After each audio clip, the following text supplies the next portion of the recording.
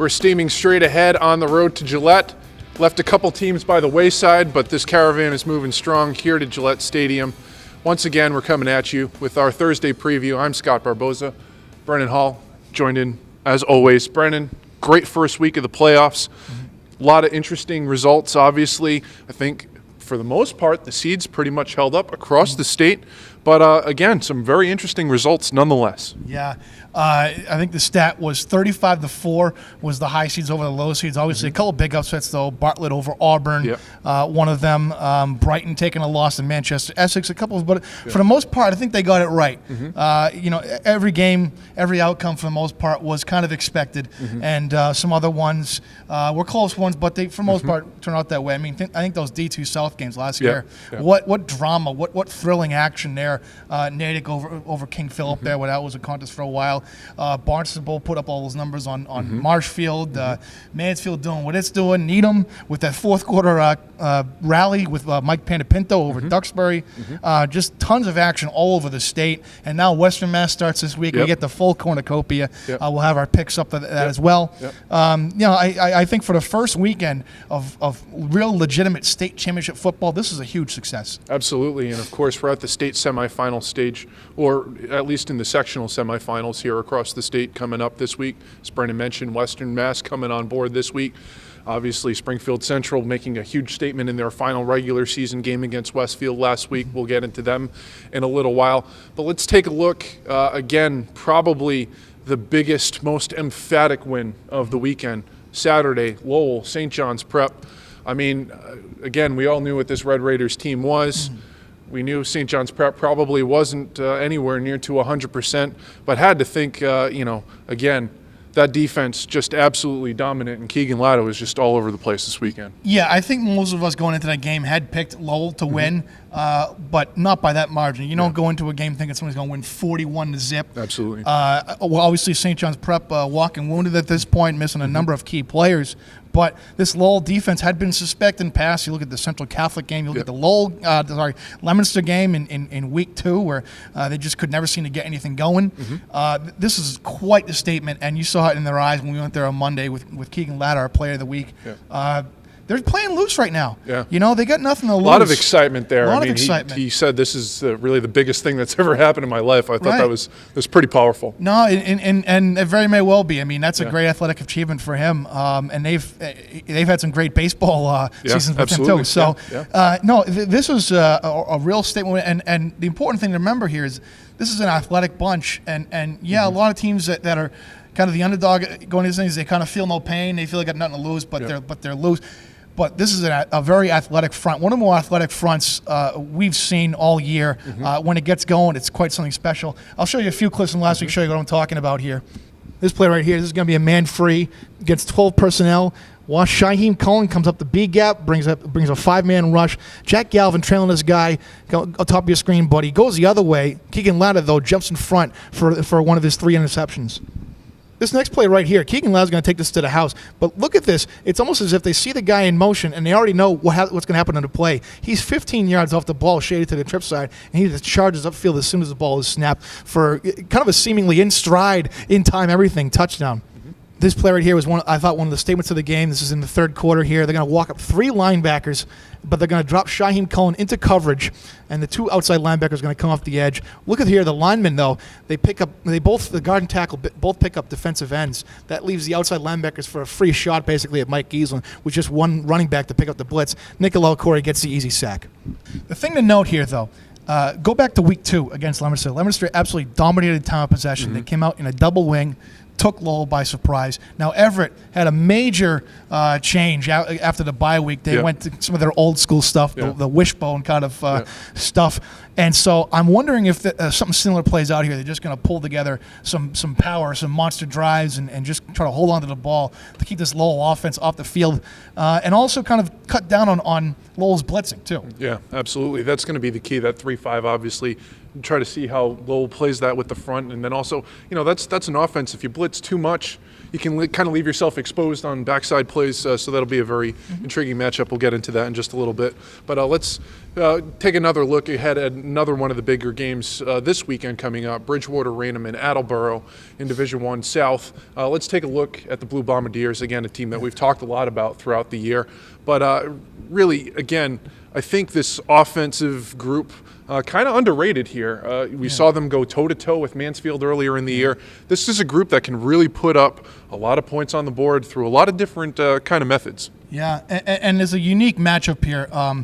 BR has faced some pretty talented, skilled players throughout the season. Hayden Murphy from Barnstable, A.J. King from Xaverian, Joe Gaziano from Xaverian. For opening week of the season, Johnny Thomas from St. John's Prep, Jake Burt, their big tight end. But they haven't faced a quarterback with the unique skill set of Tim Walsh, I don't think. We talk about players like Troy Floaty and their improvisational skills, their creativity, kind of taking chaos and making something beautiful out of it, really.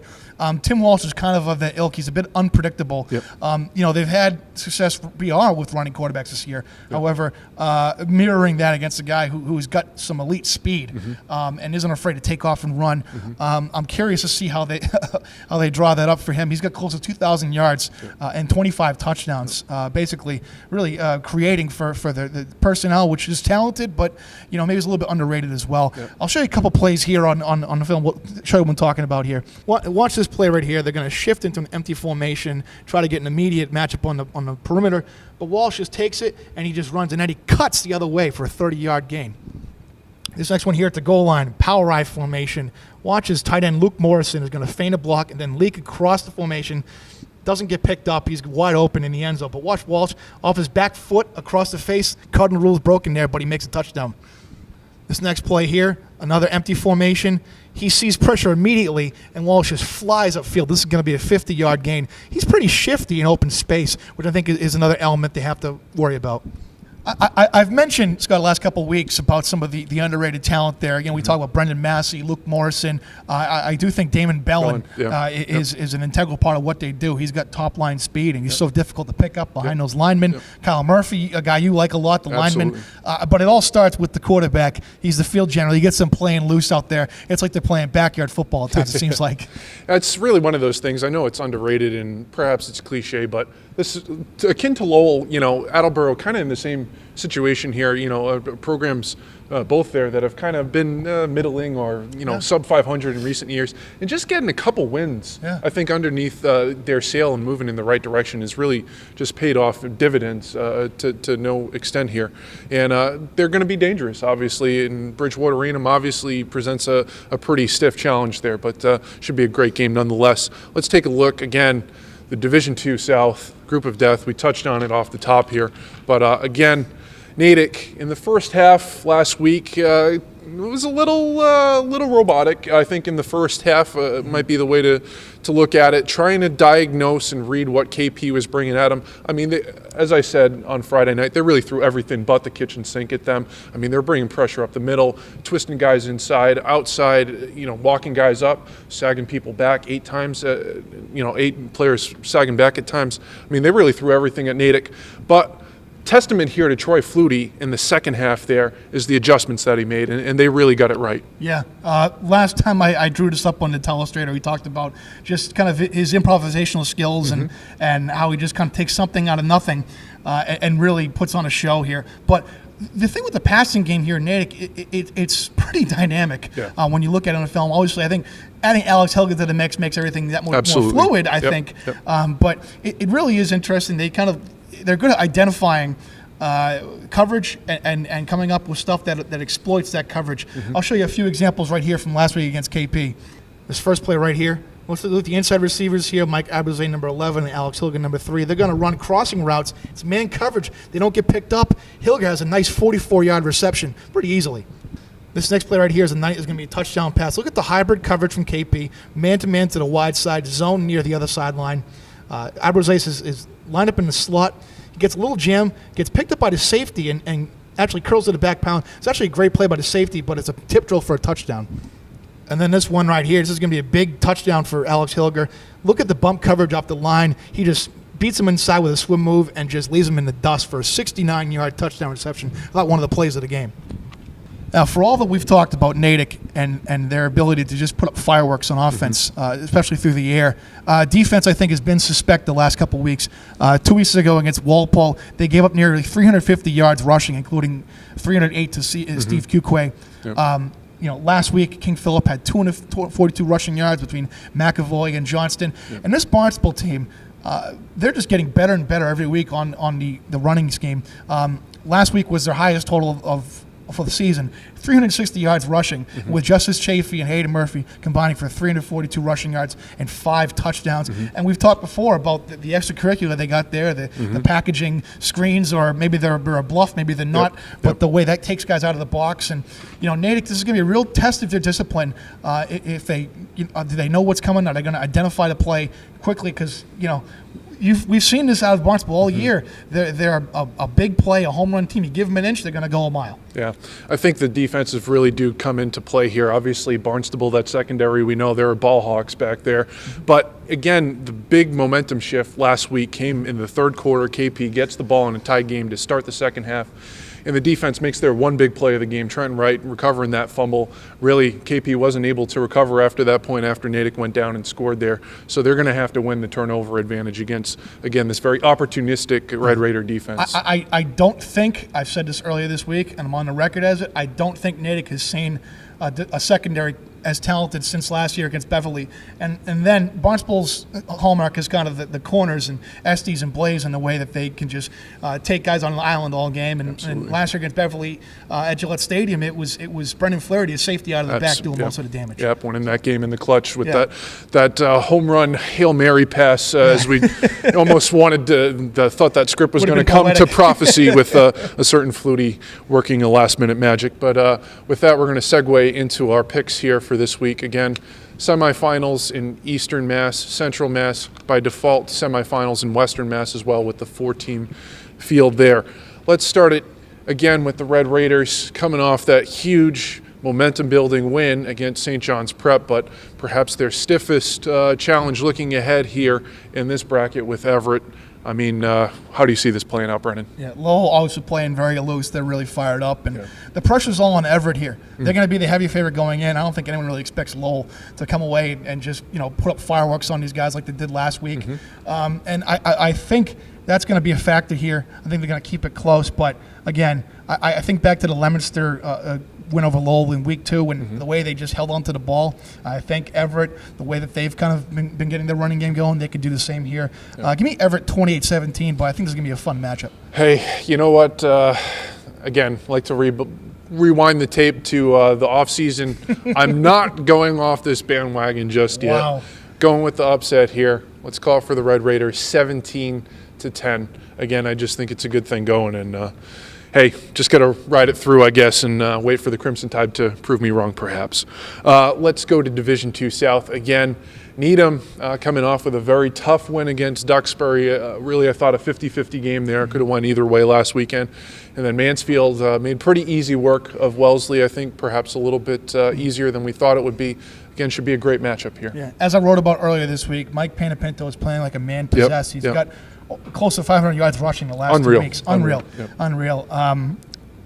But that said, Mansfield, again, just they're so systematic. They're so cerebral. It's so surgical the way that they just operate, and they never seem to really have a bad game. Yeah. And defensively, I think they're a little bit underrated, but this is going to be kind of a chess match, but a very wide open one. I think there's going to be a lot of points scored here. Give me Mansfield 34-30. Yeah, this is going to be interesting. I think again, there will be points on the board. I'm going to go with you there.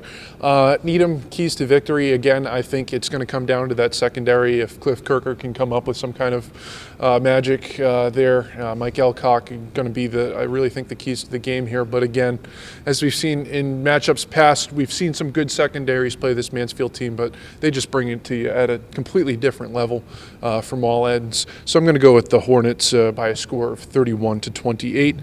Let's take a look out at Western Mass. Again, this has been a game in recent memory, going back some years, that has really played out with then Division I Western Mass Super Bowls. But again, in Division II Western Mass now, Longmeadow, Springfield Central, obviously the Golden Eagles, the huge statement win last week against Westfield, really proving that I think they're the team to beat here. Yeah, they kind of made that one no contest against what was perceived to be the second best team in Western Mass, 52-13 blowout. You'd be surprised to know, though, of all the teams that they faced this year, it was Longmeadow, not Everett, that held them to the lowest point total. I really thought that was the best game plan any team has come up with this year. You know, the cover two, lining the safeties wide to the numbers, forcing guys inside. They were real physical with them. I think that they learned their lesson. They were very disappointed with the outcome of that game, only a 19-7 win where they felt like they should have won by a lot more. I think a second time around, they've learned from their mistakes. This is going to be a battle, though. Longmeadow's defensive line, I've talked about, is very technically sound. But, again, I just don't see that grouping. There's so many different guys that can just reel off a big night. And Cody Williams is directing traffic. He's like an air traffic control out there at times, it seems like. But this is a team of destiny, let's be honest. And I don't see anyone stopping them out here. But this is going to be the toughest battle yet. Give me Central, 25-14. You know, you talk about swag all the time with this Central team. And, they got plenty of it. I mean, coming off of last week, I mean, there was a lot of hype out there around that game with Westfield. You know, no team really been able to slow down that rushing attack at all year. And just for Central to come out, and we've talked about it a couple times, you know, this time of the year, it's about setting tone early a lot. And they definitely did that last week. I think for this Longmeadow team coming in, you got to be a little bit wary. As you mentioned, very technically sound team, always well coached over there. But again, I no reason to pick against Central here. I'm going to go with the Golden Eagles by the score of 28-20. Let's take a look at the Hockomock here. Now, this is interesting. In years past, we got the Kelly Rex, the Davenport, obviously always good stacked competition there, but never interplay. A lot of teams sitting home after Thanksgiving. Obviously much different here. North pulling off a huge win last week against Walpole. They go in, they get the #1 seed from coming out of the Davenport division, and Oliver Ames. Very intriguing matchup here. Yeah, North Attleboro, you know, 2 weeks ago, if I told you this was going to be a matchup in plus, I'd say North Attleboro might have the edge here. I mean, they seem to have come around the last couple of weeks, and the Walpole win last week was very convincing, 35-7. However, I just think Oliver Ames, their defense has been playing very, very well, among the best in the Hockomock. They're obviously a top seed for a reason. I think that's the difference here, though, is defense. But it's going to be a good battle. It's a backyard brawl, right, as all these Hockomock games are. Absolutely. So give me Oliver Ames 20-13. This has been kind of, a duct tape kind of Red Rocketeer squad this year. It started, you know, obviously coming out with that win against BC High, but then the injuries, as they did last year, just kind of really took their toll. Week 2, week 3, they, were pretty beat up there, and I think they've made some strides to, get some of those bodies back throughout the course of the season, but also to work kind of in spite of some of the players that they didn't think they were going to have this year. I think Jack Blase, very commendable, the job he's done from a senior leadership standpoint, keeping that group together, very important there. It just kind of feels like, again, you see the matchup last week against Walpole, and you think, it could be a game that they could win. You could see it. But then, this team has really come out and defied some odds, I think, as you mentioned, 35-7, that kind of a crazy result there. So I'm going to stick with North here. Going to be a close one, though. Low-scoring game, call it 17-14. Let's take a look at Division I North. Acton-Boxborough, who people keep telling us are underrated. We're not giving them enough love, this, that, and the other thing. We're going to give you your due diligence here. But a big test here with Central Catholic. Yeah, we don't give anybody love, do we? Apparently not. You can't please them all, I guess. Hey, as long as they're reading, right? Absolutely. Thanks. Thank you for that. Yeah, no, this is kind of a quiet Acton-Boxborough team. Yep. When Acton-Boxborough was at their nexus, that's all you heard about was the A-Bear brothers and all that, that winning streak and all that. And AB, since then has been kind of hiding in the tall grass, really. I think they come out and make a statement here against Central Catholic, but I just don't see that Central Catholic defense getting cracked. Yeah. They've really been sharp. I don't know how many games they've had where they've allowed, less than 15, 10 points. The St. John's Prep game notwithstanding. Yep. A lot of weapons here in the back seven DeAndre Drummond-Myrie and Michael Balsamo in particular. But this is a very disciplined Central Catholic defense, and I think that's the difference here. Give me the Raiders 17-10. AB, obviously, I think might have one of the more dynamic athletes in this game. Will Tejada, obviously, I think really stirs the pot there in that running game. But also, I think, as you mentioned, with the secondary, playing an offense such as AB's, might get to see those secondary players come up in the box a little bit more and be more of a physical presence added into the box there. I think that could be a difference watching the offensive-defensive matchup there. But again, I'm going to go with the Raiders here. I think they make their way to the sectional final game, and we'll call it by a score of 20-17. Let's take a look back at Division II South. As we mentioned again, Natick rolling in, might be the best secondary they've seen all year with Barnstable. Should be a battle. Yeah, I think back to last winter when I had our friend Malcolm Smith on our basketball podcast to preview the tournament field, and he said, I really like this Medford team. I'm going to pick them to beat Central Catholic and then Central Catholic to win the whole thing. Can I do that pick here? Can I? It kind of feels that way. I've been going with Eventually, Natick. It's going to happen. I've been going with Natick since last year. I made a declaration on the turf at Gillette that they'll be there next year. I picked them to win the bracket. But I look at this Barnstable offense and the defense, I'm thinking, geez, how does Natick solve these guys? You know what I mean? But it's too late to turn around now, I guess, right? I'm going to go with Natick winning here. It's going to be a wild, wild shootout. And Troy Flutie could very well, by the way, pass Jonathan DiPiasso on the state's all-time touchdown pass mark. I think that is not talked about enough. I think it's an incredible accomplishment, considering what kind of lack of weapons he's had to work with over the years, aside from Brian Dunlap and a couple others. But not bad weapons to have. Not bad weapons, but nothing like what Dib had ever. No disrespect. But this is going to be a milestone game, I think, either way. I think Flutie gets the record, and I think they beat Barnstable 38-36 in a place that's historically tough to play. Absolutely. You always underestimate that drive down to the Cape. I mean, I know it's perhaps cliche, but that takes a lot. You come down from Natick, you're going to sit in traffic on 128, you get down to the bridge, see what happens in Sagamore. Then by the time you grow up to Barnstable, you're ready to maybe take a little nap there, and you got to ratchet it up and get ready to game and play. I think this is, again, an extremely tough one to predict here. It's going to be a one-possession game no matter what. Some kind of histrionics will be, I'm sure, this will be a historic game that people talk for years and years about. But I'm going to go with the Red Raiders here. Just going on a hunch here. Going to be a tough game. Tight one, 27-23 we'll call it. I think back to when Barnstable beat Xaverian earlier this season, and we asked Barnstable coach Chris Whidden, what is it about this place that makes it so tough to play? Because I think they had lost one game at home since 2010. And he's just said, it's a different world once you come over the bridge. I think that's in play here. So. It's a whole new world, a brave new world, if you will. Let's take a look at Division I South, as we talked about. Again, the marquee matchup there, perhaps this weekend, Bridgewater-Raynham and Attleboro. It feels like, because this is a home game for Attleboro, but feels like Bridgewater-Raynham is a favorite here, doesn't it?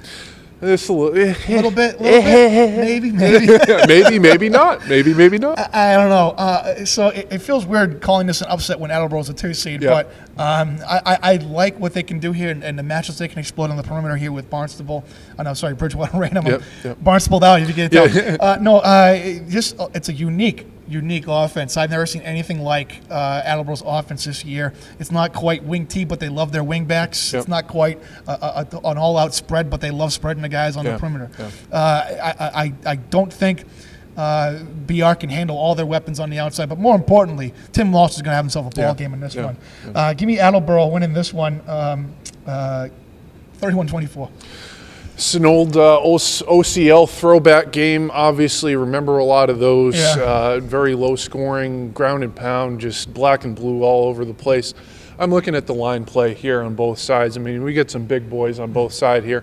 And of course, I think in those situations, Brendan Gallagher kind of thrives in those situations. He can be a very physical runner, initiate contact, doesn't run away from it.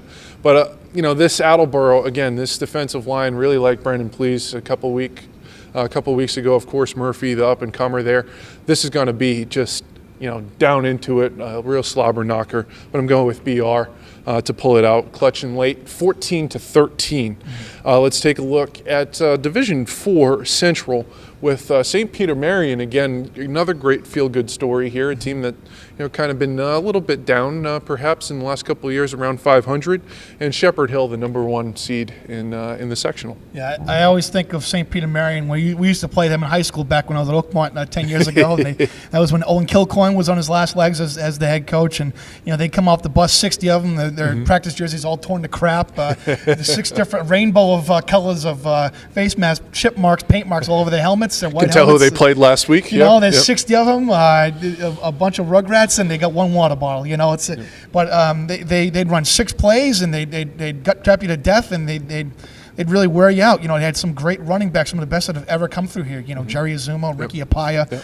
10 years, 15 years later, it's a much different look. They're having to spread guys out all over the field. Dan Henriksen, the coach's son, is one of the most prominent, but they got a lot of weapons here. Tyus Boykin had himself a ball game last week, folks. Unbelievable stat line there. 6 TDs in 3 different ways. Close to 200 yards rushing as well. This Shepherd Hill double wing, and I feel like in playoff atmospheres, their style kind of absolutely. It favors that style. They got a couple workhorses on the line, Austin Jones and then Chris Lindstrom, the junior, who's starting to get some attention. Their quarterback Drew Jean Galame, one of the better running quarterbacks in Central Mass. However, I think their defense is suspect. You look back to the Leominster game. Leominster put up a ton of points on them. St. Pete has some really athletic players on the perimeter. I think Boykin's going to have himself another ball game here. I think we're going to have some high-scoring affair here. Give me St. Pete 30-28. In recent years, Auburn has been such a power in Central Mass, and then you rewind the clock a couple years ago when Auburn had that winning streak intact. Shepherd Hill just completely shocked everybody. And Absolutely. A lot of people were asking us, where's Shepherd Hill? It's in Dudley, guys. Yeah, exactly. Thank you very much. Come on. This is a great program here, and definitely earned that number 1 seed by playing it on the field. It's no coincidence here. Just going with the seeds here. I'm going to call it 21-14, and then that brings us to Saturday. Oh, by the way, we get a Catholic Conference clash. BC High, Xaverian, Saturday 1 o'clock. This is. Could say perhaps the team that wins this, maybe they have their ticket punched to Gillette here. This kind of shapes up as one of those kind of games. Could very well be. And the second time around, it's always tougher to play your familiar opponent. I think you can't ask for a better environment here. Saturday afternoon playoff game, nothing else going on. Why don't you come down to Clapboard Street and see the heck of a football game? Because these guys are going to put on a defensive show. It's going to be a really low-scoring affair. I think 1 touchdown does it, frankly. But BC High is a lot different team than the one that got run around by Barnstable and North Attleboro start the year. They've really put the clamps down defensively. Even though they lost 19-0 here a couple weeks ago to Xaverian, I think they showed a lot of good out of that one. They've got some key injured players back. I'm going to call BC High getting an upset here, 7-6. Oh, boy. He did it. Pull that launch button. I did it again.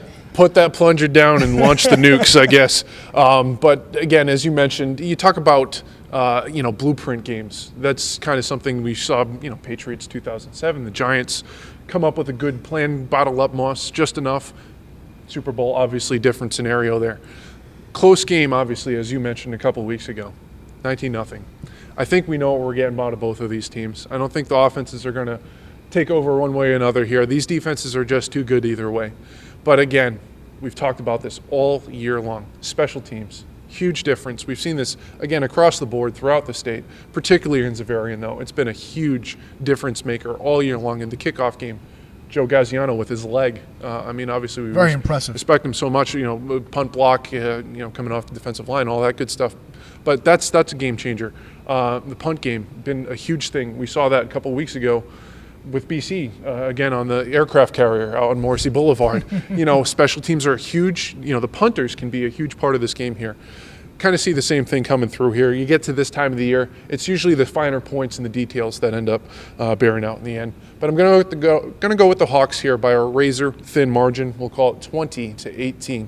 And that's going to put up a wrap on our picks here. I'm a game behind Brendan, so we're in the middle of a tough, tight competition here as well, too, as we wind down the clock. I think I smell fear, Scott. Ooh. One game, I'm coming at you. It was 4 games a week ago. I'm making a late push here in the second half here, so we'll see what happens with that. Yeah. And, of course, there'll be some great action across the state this week, and we'll have you covered throughout all of it. That's going to put a wrap on this segment. For now, I'm Scott Barboza. For Brennan Hall, we'll see you next time on ESPNBoston.com High Schools.